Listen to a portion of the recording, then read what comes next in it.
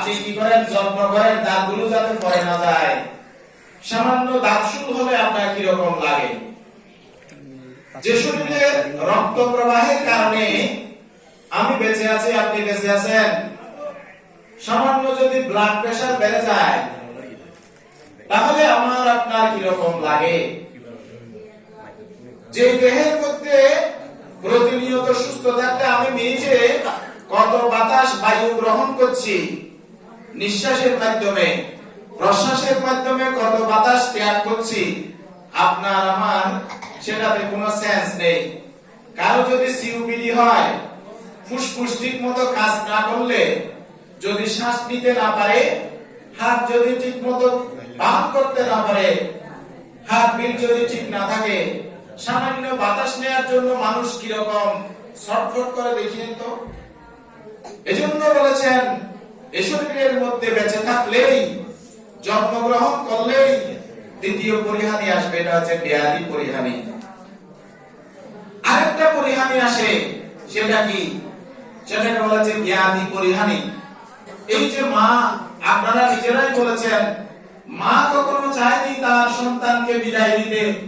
যতই সন্তান অসুস্থ হোক, যতই সে সন্তান চলনাত্মক হোক, তার স্বামী স্ত্রী কখনো চায়নি স্বামীর মৃত্যু হোক, সন্তানরা চায়নি তার বাবার মৃত্যু হোক, ভাইয়েরা চায়নি তার ভাইয়ের মৃত্যু হোক, এবং বোনেরা চায়নি তার ভাই মৃত্যুবরণ করুক।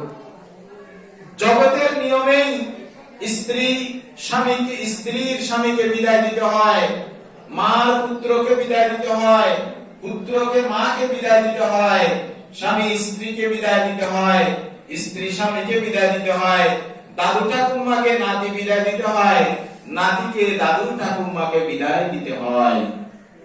এই জগৎ সংসারে প্রত্যেকেই আমরা জ্ঞানীহারা।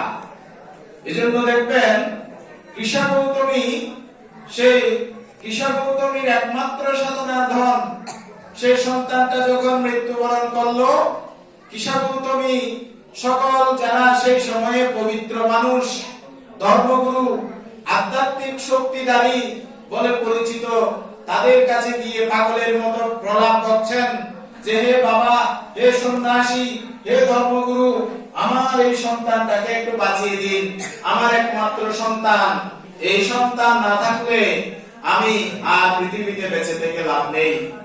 কেউ তার সন্তানকে বাঁচাতে পারে না, সকলেই পরামর্শ নির্মাণ হয়েছে, তিনি যদি চান, তিনি যদি করুণা করেন, তাহলে তোমার সন্তানকে বাঁচাতে পারেন, সুতরাং তুমি তার কাছে যাও। সেই কৃষা গৌতমী কি করলেন? বুদ্ধি